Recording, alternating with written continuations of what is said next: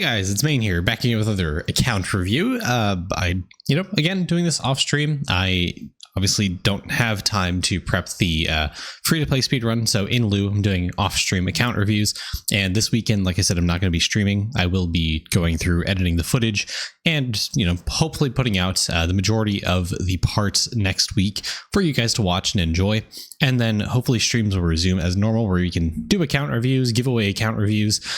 And I hope by next week as well, I have implemented the Discord giveaway system, so to speak. Sorry, my cat's on my foot and I accidentally kicked her. Sorry, Regina. Okay. Here. Okay. Anyways, so yeah, for those of you who haven't listened too hard for the reviews, join the Discord, start communicating a little bit. I plan on doing giveaways for people who are high enough level, as in they've chatted a decent amount to people in the Discord. I want to do this regularly, semi-frequently. That way you have a chance at winning an account review without you having to actually join the streams or stick around, do account reviews, get lucky in a giveaway in the marbles race, so on and so forth. This is more of a very passive thing for you to potentially win an account review. So I'm very hopeful that this, gives some incentive for people to talk more in the Discord, to interact with everyone, hopefully be a little positive with it, but also win an account review in the end. So I look forward to seeing you in the Discord, and I hope next week, by end of the week, there's some implementation to do that giveaway system. Anyways, today let's jump into ux4o's account. I believe ux4o was just a giveaway winner, so we are doing his account today. And looks like as well, just end of World 6, beginning endgamer as usual. I did look at Death Note earlier and got all Eclipse Skulls, so starting that grind, done that grind, all good stuff. I think best thing, Regina, stop swatting my foot. Best thing for you to do right now is start stacking up mini boss kills. So whenever you kill a mini boss, make sure to have Bone Joe Pickles on your character as much as you possibly can, because you have Eclipse Skulls. I imagine your damage is doing at least fairly okay. So you can, I know for Glunko at the very least, you can probably stack hundreds of Bone Joe Pickles just because the base HP is really low. Even the World 1 bosses are relatively low. Obviously, Dr. Deficus takes a long time to grind, because this really isn't that farmable. This boss only spawns once a day, so you're limited to the daily timer to actually reset this boss. Baba Yaga is a little more accessible. Yes, it respawns on a 24-hour timer. However, it is affected by a few things. Number one, the Deathbringer gravestone mechanic increases the respawn of this. So if you pop the gravestone down, you kill Baba Yaga, it'll respawn less than 24 hours. So if your respawn talent is high enough, the gravestone talent's high enough, Baba Yaga can spawn in 6 hours, maybe less. So there's at least that. But if you don't want to do that, you can also do World 1 Colosseum to farm up Baba Yaga. And actually, if you're looking for gems, a very easy way to get gems is doing World 1 Colo, because it is the most efficient thing to do for gems. And honestly, just do it on DK, I guess. The orb does impact, the chest drops in the World 1 through World 4 Colosseums. So, the orb does impact it. In fact, you don't even need to wait for the orb to go off cooldown or be able to be used again. You can use the orb, kill the entire Colo, exit the Colo, go back into the Colosseum, and be completely fine in terms of the orb being affecting the chest. For some reason, it carries over to the next Colosseum. It'll stay active until the orb runs out. So, for me, that's a full 4 Colosseums of World 1, because I did this earlier today actually to test, and it took me a solid five Colosseums on a good rotation to do the entire thing with an entire orb duration up. So anyways, you can do World 1 Colo for Baba Yaga kills. World 2 Colo you can do for Biggie Hours, but generally Biggie Hours is pretty accessible. King Dude's also pretty accessible. Then we start heading into Dilapidated Slush, Mutated Mush, Dummy Magnus, Demented Spirit Lord. These are less accessible, so harder to get kills on. So definitely try and get these bosses at the very least, because they are very easily farmable. You can get a lot out of them, so on and so forth. Also, I guess another thing I can probably advise is specifically Colosseum. I don't know if you've really saved up Colosseum tickets or you're frequently using them, but there's two kind of mindsets when it comes, or a few different mindsets when it comes to Colosseum and using Colosseum tickets. So I never really talk about this, but I suppose it's worth talking about now. Just because of the vault upgrade, having 2x Colo tickets, all that fun jazz. Let's talk about Colosseum uses. So a few different uses for Colosseum tickets. Number one, gold food farming. Obviously, if you're still on the gold food grind, as in you haven't done golden kebabs, you haven't done golden bread, you haven't done golden jam, that kind of stuff, you're going to need to rely on Colosseum. So World 5 Colosseum is really good for golden bread, I do believe. Let me consult the wiki and find out because it has information on that and the drop rates and such. So sorry, I want to pause and take off just in case I get flashbanged from non-dark mode. So World 5 Colo, I think when the silver chest hit, this is generally where it is. So they drop golden kebabs, but I know for a fact World 6 Colo is better for it. Yeah, drops golden bread. So you want to do World 5 Colosseum for golden bread because you're more likely to get golden chest and a decently high score in World 5 Colo compared to World 6. Yes, it drops golden kebabs, but notice it drops 40 per like 4 drop rate you have. It drops 100 golden bread here per 4 drop rate you have. If I go to the Whimsical Colosseum, the World 6 Colosseum, and we look at silver chest, it drops 200 golden kebabs, and in the gold chest it drops 150. And obviously golden jam is a nice little bonus in case you haven't gotten that on the beanstalk as well. Drops 320. So decent way to farm golden jam there as well if you need. But I highly recommend World 6 Colosseum for golden kebabs, and I recommend World 5 Colosseum for golden bread. This is Charlie's account. Sorry, Charlie. Not doing you just yet. The other reason people do Colosseum outside of gold food farming is Windwalker farming. So if you don't have the medallions from the Colosseum chests, by the way, you can get medallions from the Colosseum chest. This is an intended mechanic in the game. In fact, it is inside of the medallion page, so you can actually look at the medallion skill, put it on your hotbar, and you can actually see what chest give you the medallions. And in the case of ux4o's account, he's gotten every Colosseum chest up to World 5, which is honestly incredibly impressive, to be honest with you. These are relatively I want to see, depends on the world. I would say World 1 to World 3 is pretty reasonable, to be honest, to get all of them. World 4 starts to get a little difficult, and you definitely want to try to time your top of the morning stacks to get this. Same with the World 5 Colosseum chests. World 6, definitely want to do top of the morning. In fact, you want to stack up so much top of the morning stacks where you want to be able to kill, I can't remember the number, but I want to say it's like 1,000 because the World 6 Colosseum has so many mobs in it. You're going to need a lot of top of the morning kills, so you can do the Colosseum twice because the drop rate on the World 6 chests are extremely low. And so you want to get as many opportunities with one top of the morning stack to be able to get this. Other thing you want to I was going to talk about Windwalker a little bit more, but I'll stop there and stop talking about it. I guess since you've gotten World 5 Colosseum, probably a good thing for you to do is push through, do the rest of the World 6 mobs. You just need to rely on the top of the morning stacks and really try to get Samurai Guardian. This is like the biggest thing probably for you to do right now because this is how you get like the best EXP. So if you want to be EXP farming, I would at least recommend Samurai Guardians and Mini Chiefs. By the way, from my own testing, I found that the Crystal Mob doesn't add any additional EXP. In fact, I don't think it gives you any EXP if you get the Crystal Mob. It's strictly just for Windwalker damage. Now, I will say my testing wasn't comprehensive, so there is still a possibility that the crystals do actually give you additional EXP. But from what I estimated the EXP to be, I don't think the crystal mobs gave me any increase whatsoever. I would say that with roughly 70 to 70, probably 80% confidence that the crystal mobs don't do anything. So just get Samurai Guardians. You don't necessarily have to worry about the crystal candlelight for the medallion. You can just move on to do it. Okay, talking about other Colosseum uses. Let's see, we talked about Windwalker farming. We talked about gold food farming. The other reason to do Colosseum is obviously just Death Note kills.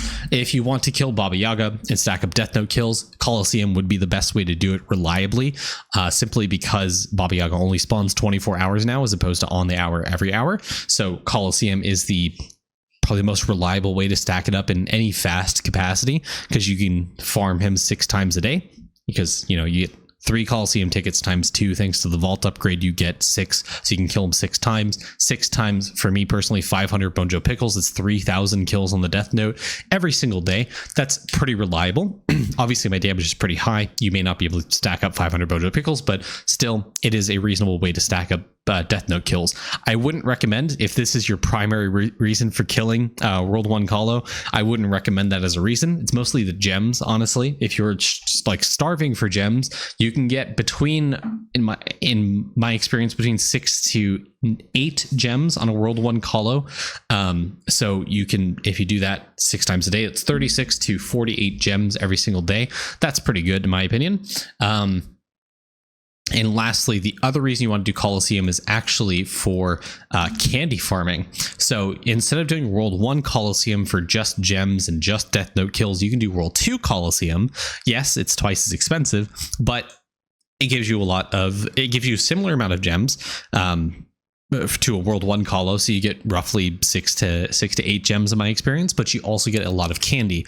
In fact, if your drop rate is high enough in the like hundreds to 200 stacks, like it is for a lot of endgamers now, you can almost guarantee a 24-hour time candy from Biggie Hours. And I say almost, we're not quite there at the drop rate threshold, because do remember that the drop rates, and I apologize for not zooming in further, I just don't have the setup for the other screen to zoom in. If I look at Biggie Hours, there it goes. It has drop rate specific and tied to the time candy. So getting up to 24 hours takes a lot of resources. Like this is a 1 in 334 inside of a 1 in 3 drop rate. So you need, a lot, and I mean a lot of drop rate to guarantee this. But if you were to go on DK and get a 300 orb, which, is somewhat reliable, I think 200 is more realistic, because I think you get 308 for the whole Colosseum, including the chest. So I don't think you can actually kill Biggie Hours with a full 300 orb. You can probably kill him with a 200 orb. You can incredibly increase your chances for a 24-hour time candy. But if your drop rate's in the 200s range, you can 100% guarantee the 1 hour. You can guarantee the 2 hour. You can guarantee the 4 hour. And you can now guarantee the 12 hour, which, if you think about it, that's pretty insane. For one Colosseum, you get 1 plus 2 plus 4 plus 12 guaranteed hours of time candy with a variable 24. And if you're super lucky, you get a 72 as well. So that's 3, 7, 19, 19 plus 24, 43. Yeah. 43 hours of time candy. If you don't get the 24, 19 hours of time candy. That's pretty good for each Colosseum. Times that by 3, because you can do that 3 times a day. That's a pretty decent stockpile of candy, if you ask me. So if you want to do candy farming, that's a great way to do it. Other thing you could do is obviously use your Biggie Hour kills every single day you get from the World 1 shop. Buy the bags, make the eyes and such, and go get a pretty high DK orb, which I suppose I can actually test now because my daily timer reset. So let me go ahead and actually show you guys a little demonstration of this. Let's swap the scenes actually, so you can. Again, I do apologize because this honestly just isn't the best for a showcase, because you guys can't see my face. There's no like chat or anything, but hey, you know what? This is better than having to, I guess, kind of squint your eyes. Let's talk about the candy farm, because this is obviously something every end gamer can use. Talk about how to optimize it. So you come over to the Mimics map, because obviously this is where Biggie Hour spawns. This is like how you do it. In my experience, I can do 450 pickles pretty easily. Honestly, I can probably do 475, but truthfully, I don't really care. So I'm just gonna take whatever stack I have and just kind of roll with it. I can't remember the crafting materials for Biggie Hours. I think this is it. And then I will take the bags, take the 4 bags I just got, and let's go crafting. Oh, would you look at that? I got it right. So here we are with 4 eyes. I'm actually going to port those back to the inventory, and I'm going to take out the stacks right here. Oh, sorry. No, split them and do 1 stacks at a time to make the respawn faster. And then obviously I'm going to set up the DK statue right here. You don't need to do that necessarily, but I'm going to drop the orb right there. Obviously, with my daily reset, I get a bunch of crystal mobs, so this isn't going to go the same for you. And my game is incredibly laggy because of how many crystal mobs are spawning. But essentially, depending on your talent level, because I have really high uptime on the orb, it's up for 200 seconds, I can stack the orb pretty high. If you have a lower level orb and a obviously lower size boomerang, you won't be able to do this as reliably, but I can get my orb up to 800, which is pretty freaking good if you ask me. So if you can't get it to 800, do it at a like 100 breakpoint. So you want to do it at 400, 500, 600, 700, 800 if you get up there as ideal. And then once you hit that breakpoint, you can honestly do a cycle of this to test out where you're comfortable doing this. Once you get up to that, you want to start spawning Biggie Hours, and I'll show you guys again how to do this. In fact, this method I briefly talked about in that drama video on Monday. I talked about, stacking up your DK orb as high as possible, going to Biggie Hours and spawning as many as you can and killing it within that orb, the remainder of that orb timer, because you can really guarantee and get high amounts of time candy.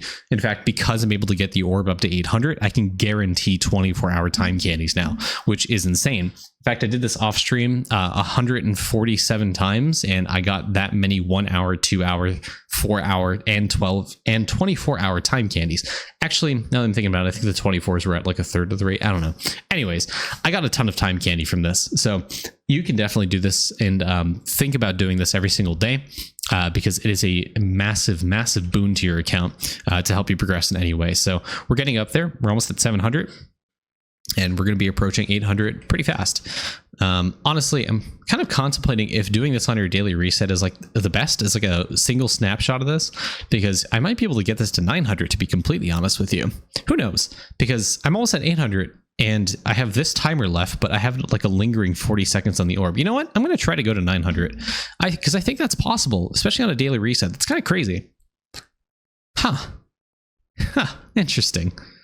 I would not have expected this, to be completely honest with you. This is quite the turn of events. Now, there's another thing I can do. Oh my god, I can actually get it to 900. There's another thing I can do to like really min-max here, and that's by swapping over to a drop rate set. So I get even more drop rate off this. So you can drop 1 to 2 eyes at a time. You just kind of need to spread it out. But essentially, you just need to drop it and then spam R. R is the basic hotbound key to auto attack. So you are able to kill Biggie Hours. So I killed 4 there, 4 or 5. Yeah, I killed 5.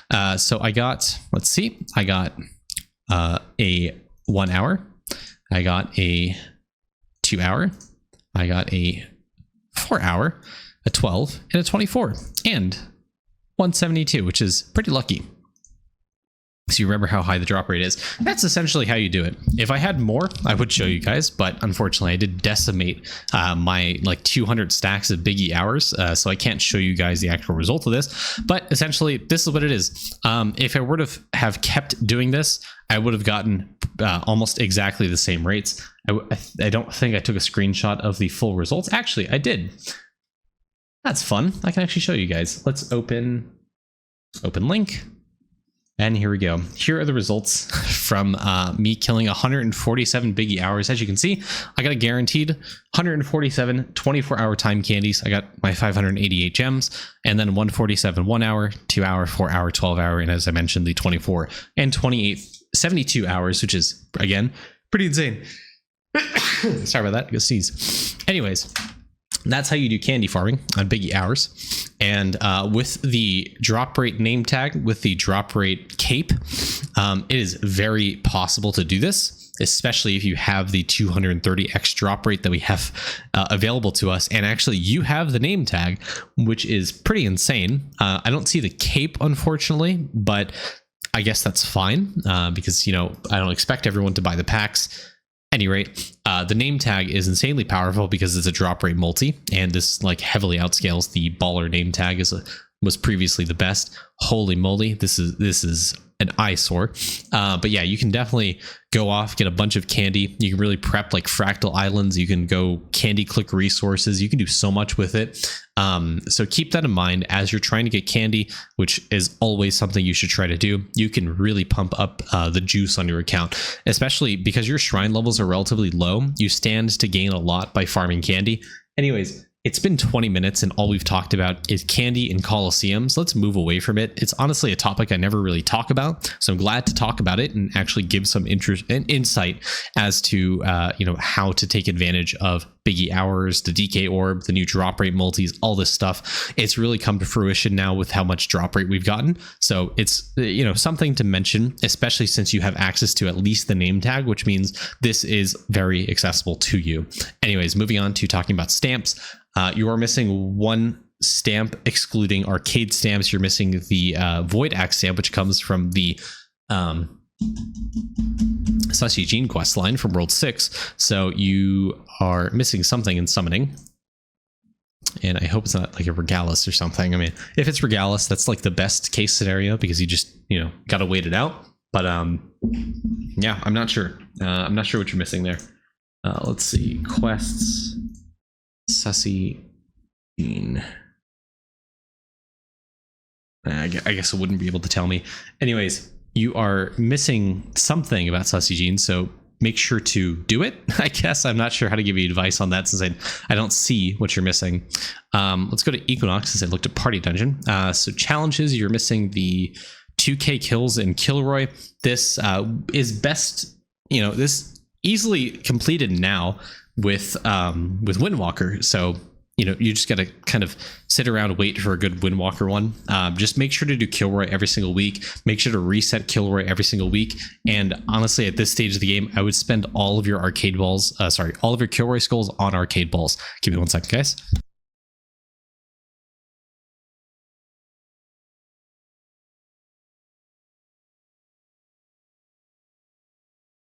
Okay, and we're back. So the reason I say spend it on arcade balls is because you can actually eventually, with enough Kilroy investment, get a return on investment from your Kilroy skulls. Yeah, you haven't done a whole lot of Kilroy, so you're missing out a ton here. With enough investment on, oh my god, okay, on Kilroy, you can get a ton of gems back. In fact, with me doing Kilroy, and I'm still stuck on the screen, I'm able to get pretty consistently around 2,000 balls every single week from me claiming and me spending. I mean, with Kilroy alone, I probably get like 1,800 arcade balls, which every single stream I use them, I get more than 400 gems back, which is the cost of resetting at Kilroy. So I would highly recommend doing Kilroy and resetting every single week to build it up, and then to get some return on investment. You won't get the return on investment immediately, but to get some of the return on investment, I would stick your character and, you know, just buy the arcade balls to get your gems back and start stockpiling and hopefully get enough to start stacking it up, upgrading the timer upgrading the bonus skulls at a 3-to-2 ratio, I believe it is. So every 3 points of the timer, you get 2 points of the bonus skull. These ones right here. So at this point, I would put like what was that, 13 or so points, something like that, points into bonus skulls. So you can start getting a decent amount of increased skulls, a decent amount of time on Kilroy. So you can get more skulls, which means you can buy more arcade balls, which means you can eventually afford more Kilroy, which means you can eventually upgrade more timer, which means you can invest more skulls. Because I actually don't know if you've successfully unlocked the 3rd Kilroy weekly fight. If you haven't, hard focus this, because this is like permanent like increase to Kilroy. So I would 100% hard focus this and trying to get the 3rd Kilroy as fast as possible. If you already have it, ignore that. Just focus on arcade balls, to be honest with you. Okay, Vials wise, I would definitely try and get Dreadnought up to 13. As painful as it is the easiest of the bars of the 2 remaining that you have to get up to 13. It takes, I think, a trillion or is that, no, it's 100 billion. No, yeah, I think a trillion sounds right. Off the top of my head, a trillion ore sounds right. So you got to do a lot of candy clicking and having multiple stacks in your inventory to get this up to level 13. With how much forge capacity it is, this is much less of a pain in the ass than it was prior to Hole. So it is very possible for you to get this to 13. In fact, I have it 13. Not that that's really any indication whether you should. I'm just thinking in terms of Vials to focus on and grind. I think Dreadnough's probably the easiest to do out of every single one here, and then probably the next easiest to do would be Red Malt, but that takes a lot of active time and attention onto Refinery. As you saw me just now upgrade my red salts, it's always constantly in the back of my mind, just pestering, like, upgrade your red salts, because the more upgrades you do, the faster it upgrades, and that means it's honestly permanently going to live as a parasite into the back of your mind until you go see a doctor and get imaging done. It's just like there's like a hollow part of your brain that you see. There's like a mass there, but it's not cancer. It's just a worm. It's just red salts. It's actually going to be a picture of Refinery just in there, just level 1,000 red salt, level 10,000 red, 100,000 red salts, hitting the damage cap and crashing your game. Like that much red salts. It's just festering and burrowing into your mind. You want that much to get as like endgame as possible. Anyways, moral of the story is you really want to try push up red salts, because the Vial level 13 is eventually what you want to try to push. So, try to do it.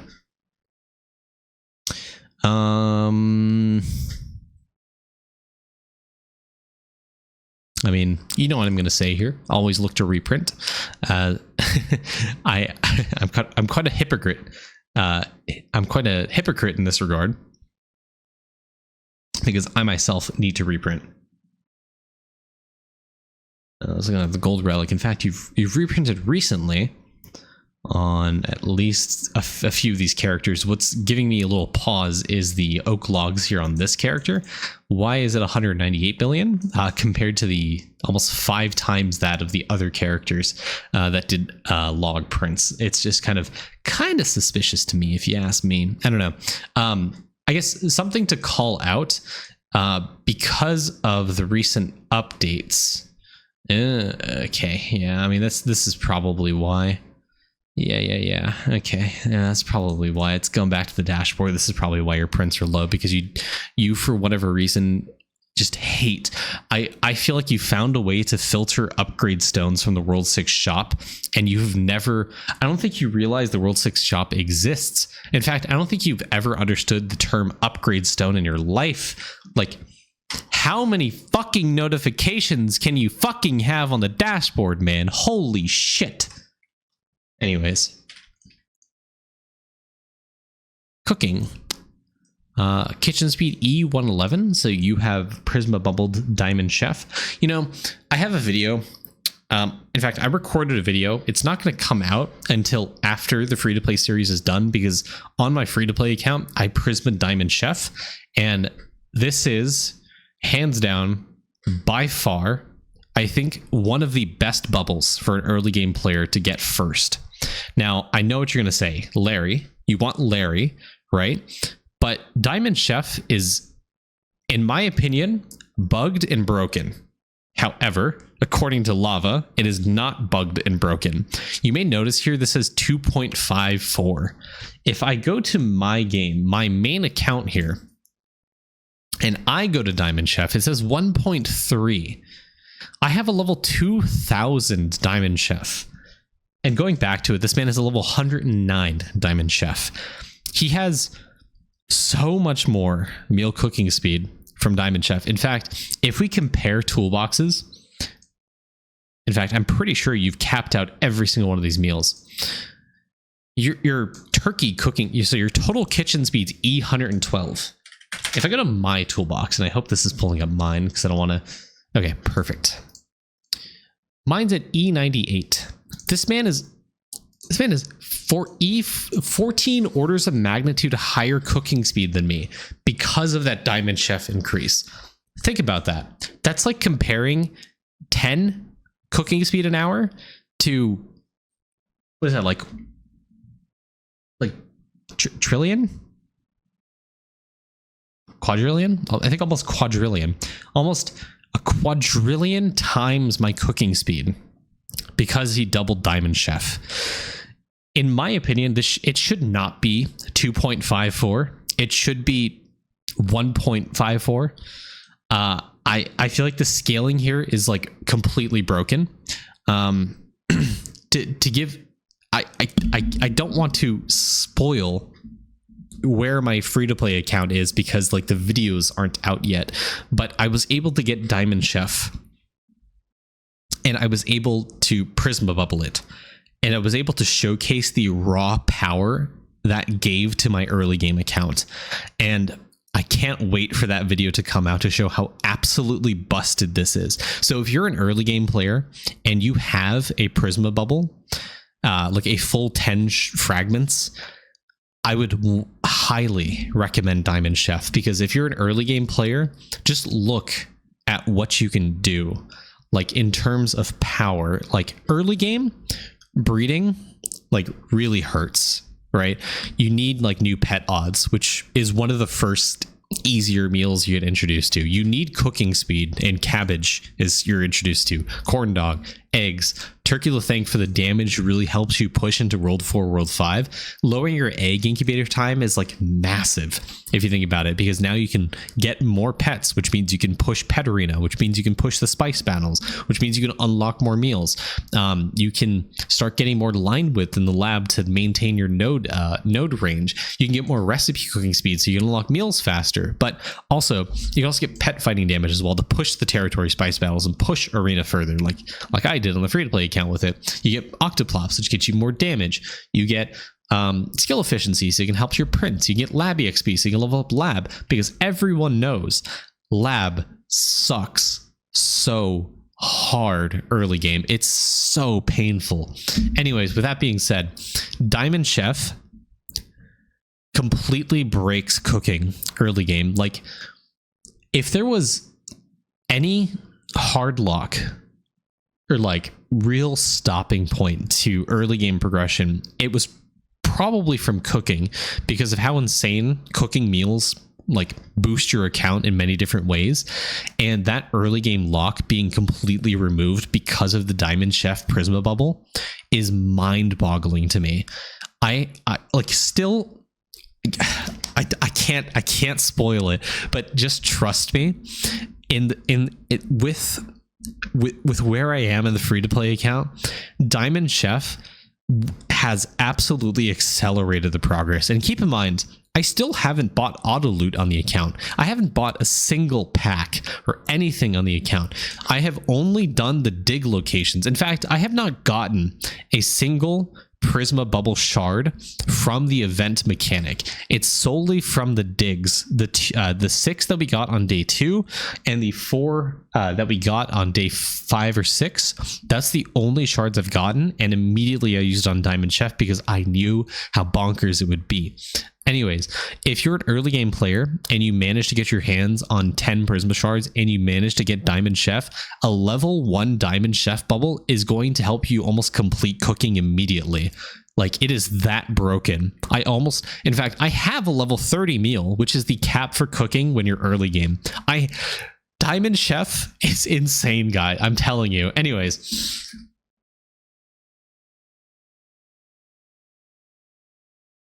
gotta move on and talk and look at other things. So since it seems like you pretty well progressed Windwalker, pretty far. So that means to me, you've done a lot of breedability, you've done a lot of shiny pet farming. So it's really hard for me to suggest that you do breeding with this speed. I feel like you're probably lacking in the meal specifically, because if I remember, you only have a tier 4 ribbon here. I don't know what your meal bonus percent is. You're at like 98 endless summoning. I don't think you had too many like high levels of your shiny pets here. I actually kind of want to see meal bonus at level 13. So it's not terribly high. It's pretty good. It's level 110 with a tier 4 ribbon. I don't know. I feel like for some reason, I feel like your breedability should be higher. I think probably the biggest component of this is probably the lamp bonus is what's missing. If your lamp bonus was higher, like you focused more on the World 4 thingies, you would probably increase this speed here for breedability a lot. Because you've doubled Diamond Chef, you could definitely start upgrading, getting more into Grand Marshal Shiny Town to help get you more shiny pet speed, because that'll help you get more bonus from meals, which will trigger into getting you more breedability.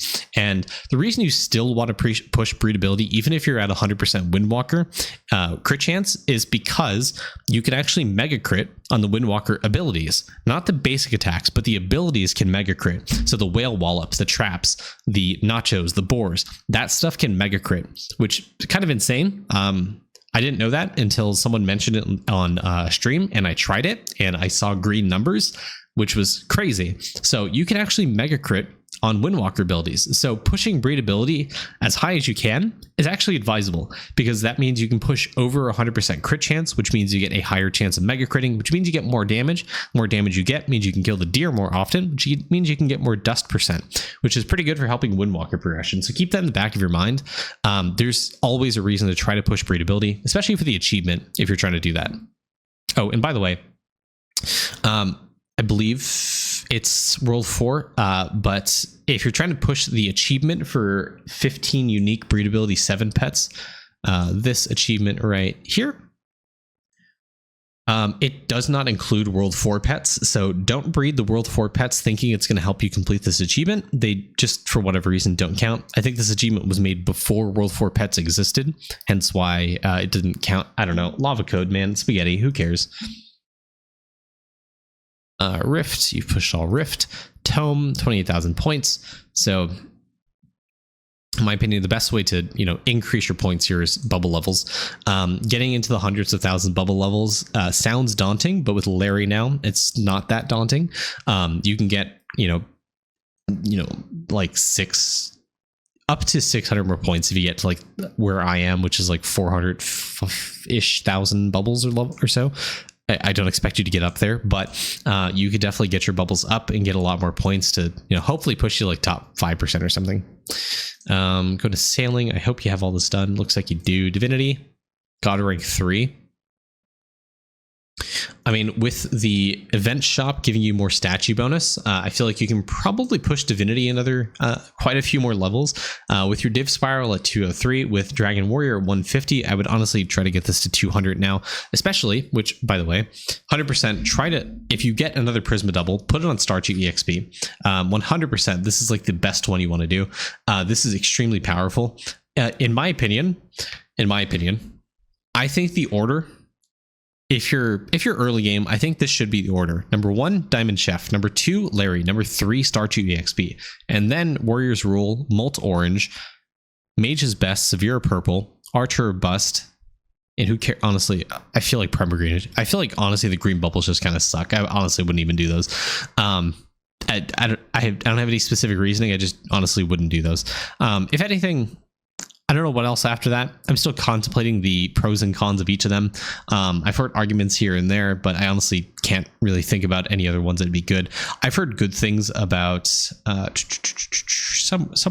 in here. Gifts abound, so you can potentially push God rank even faster to get more Divinity EXP and so on and so forth. But there's that.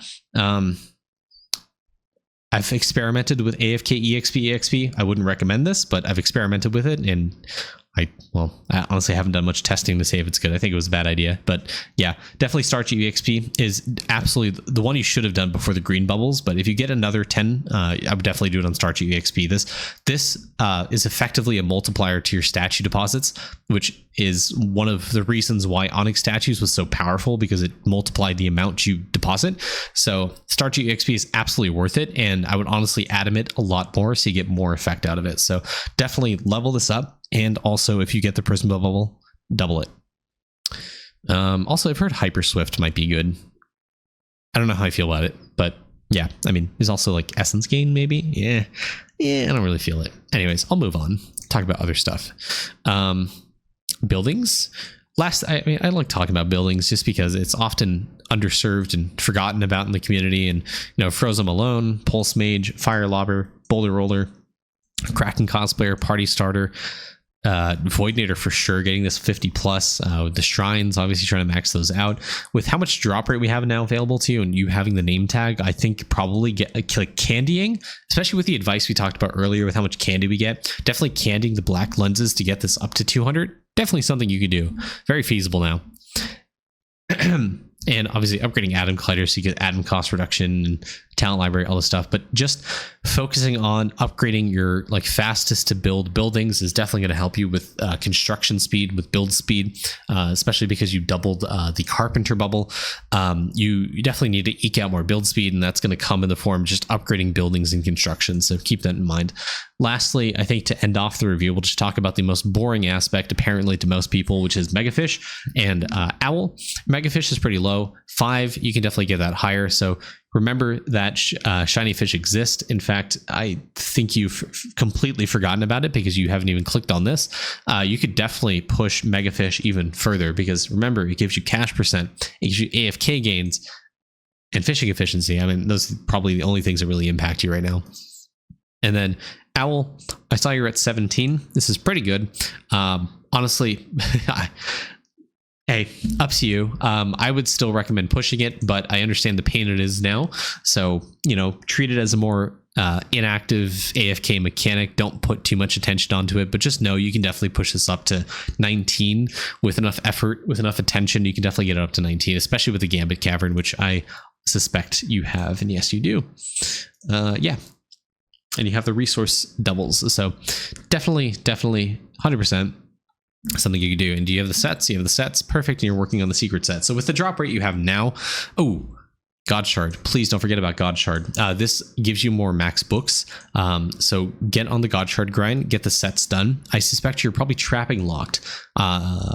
Yes, trapping. So you were locked on trappings. This is probably the last thing I'm going to talk about. And it looks like you're on it already. You need to focus on base critters, getting as many base critters as possible. So if you're an active Windwalker enjoyer, there's something you can actively do to try to help this. Take off your breedability pets and actually get the base critters. This one right here. Yes, you have a level 12. You can get this up to 15 relatively easily if you play Windwalker active. So I would 100% recommend swapping all of your fence yard pets off of breedability and doing walking sticks and octodars, like doing a half and half split setup, because every single base critter you get is going to help really push your EXP. Or you know, something else you could do is you could also DK farm World 3 for gold food, specifically for golden hams. Now, let me cook here. If you put those golden hams on your Voidwalker, which you have, this is a 50k stack, you can definitely get this up to 100k. And yeah, 100k is not that bad. 150k is honestly not that bad, especially with the drop rate name tag. This is very accessible to you. Honestly, let me go to your stats real quick. Drop rate at 76.62. This is 100% feasible for you. Doing gold food farming on Neptunes. You could do it on Neptunes. I've heard it's better there. To help you with the gold food farm is probably something you absolutely want to do because it'll give you a large amount of gold cheese. Sorry, not gold cheese, golden ham. So you can put them on Voidwalker for more skill EXP. This will help you kind of snapshot the highest amount of EXP possible, so you can put your traps down again to go ahead and get more EXP for turtles. Make sure that you have the Maestro transfusion talent on. There's also a skill EXP card set as well. You can also swap off into skill EXP cards. To my knowledge, I believe there's Efont. Efont gives skill EXP. Yeah, Chaotic Efont gives you skill EXP. God, skill efficiency I think is worthless in this context. Man, there's not a lot of skill EXP. You know what? This is a website I don't honestly recommend, or you know, I don't bring up a lot, but it's definitely something to utilize. It's Idleon Insight. Skill XP, EXP, skill EXP. Here we go. Cards, cheese dump, passive. You don't need to equip that. Chaotic Efont. Cool. The card set for medium resources. Perfect. You already have the armor set. You can't really access the arcade bonus. Make sure to equip the balance of proficiency prayer. That's right. That one gives you skill EXP. Yes, it's minus skill efficiency, but trapping, it really doesn't matter, to be completely honest with you. With how endgame you are, you're almost certainly still going to hit the trapping efficiency cap to get EXP, so don't worry about it. There's the balance of proficiency prayer to help you out with that. You could equip name tags and a bunch of that stuff to help you out with that. And star signs as well to help you with that. to, you ideally just want to snapshot as much skill EXP as you possibly can. So if you get the god shards, if you get all of that, retrap with Maestro to get you more EXP nature traps on your turtles to help you level up. Because pushing to 120 is definitely a pain in the ass, but absolutely worth it because of the winter bonus multiplier, which is really powerful. Also, with your V-Man, you can actually active crystal farm because, remember, V-Man has a talent called Crystal Countdown. This talent actually will help you level up trapping faster because, and you actually don't have the spec'd in, which is kind of crazy, but this will help lower the EXP requirement of a skill so you can level it up faster. And this affects trapping. So you only need up to 20% of the total EXP for trapping to level it up. So this will be an immensely powerful tool for you to push trapping to a further to a higher level. Also, last word of advice I want to give about trapping is do not play on mobile. Let me repeat that. Do not play on mobile. Why is that? That's because I actually wonder if there's a way for me to show this to you. Not really.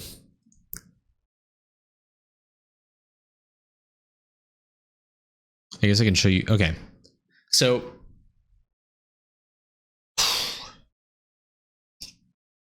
sorry, I had to take a deep breath to explain this because I have to make sure I explain this as concisely as possible.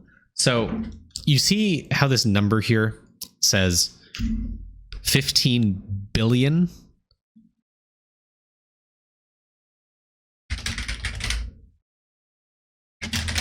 The 64-bit or 32-bit? I think it's 64-bit. No, probably 32-bit, right? Yeah. Mobile still encounters this problem. If your EXP claim from trapping is greater than 2 billion EXP, which you suffer from because your trap's giving you 8 billion EXP, you cannot level trapping.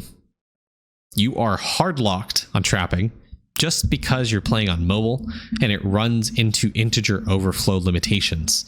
So if you're playing on mobile, tough luck, you cannot progress. Go play PC. Congratulations, you've exited the trial period of Idleon and you get to graduate into PC gamer status. So keep that in mind. Do not play on mobile. This is one of the reasons I don't recommend playing on mobile. And if you are wondering other reasons, I guess what else can we talk about? Oh yes, that's right. Construction. Your build speed's over 2 billion. If you were to play on mobile, you wouldn't have this much. Actually, I think your EXP overflows too, or is it your... No, it's your build speed. Oh yeah, what else overflows on mobile? This is probably the most consequential. How much accuracy do you have? 27 trillion? On mobile, you don't. In fact, I think accuracy overflows several times. In fact, in my Discord, there is someone that almost exclusively plays on mobile, and he is... I think the last time I saw him, he was farming mini chief spirits, and he took a screenshot of like his orb stacking up to like a decently high number, but in the background you saw his statue like slash is missing, but like his like other waves were hitting. So clearly he had spec'd into the talents. It's because he's playing on mobile, his accuracy overflowed and he has less accuracy than it takes to actually hit mini chief spirits. So if you're playing on mobile, just stop. There's only one reason I would actually recommend playing on mobile, and that's for postal box, the post office, because then you can have your thumb on the silver pen and your thumb on the order completion. So you could just like quick tap the screen to complete the two. So you could like use the silver pen and complete the box, use the silver pen, complete the box. So that's like the only reason I would recommend playing on mobile. Like the only purpose is to click 3 times in a fast succession.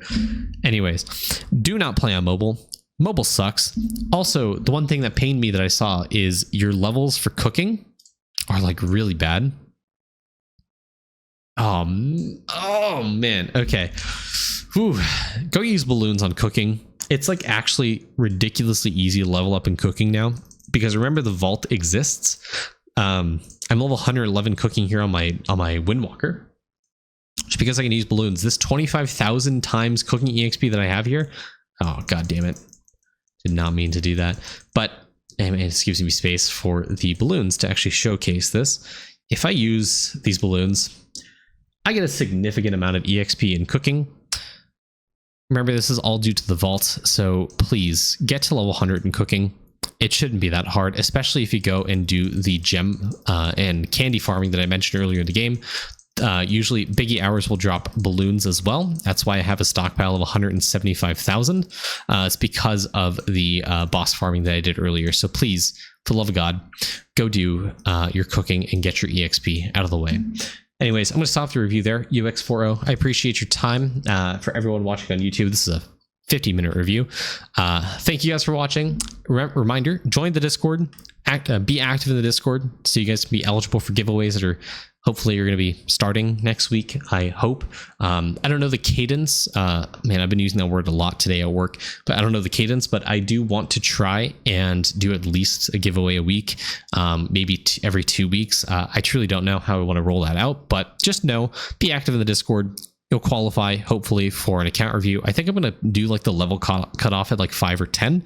That way it's somewhat accessible to the people who are just starting out. But as the weeks go on, I'm definitely going to do like the level cut off like 15 or something. I don't know. Anyways, thank you guys for watching. Have a great day. Catch you guys in the next video. Bye-bye.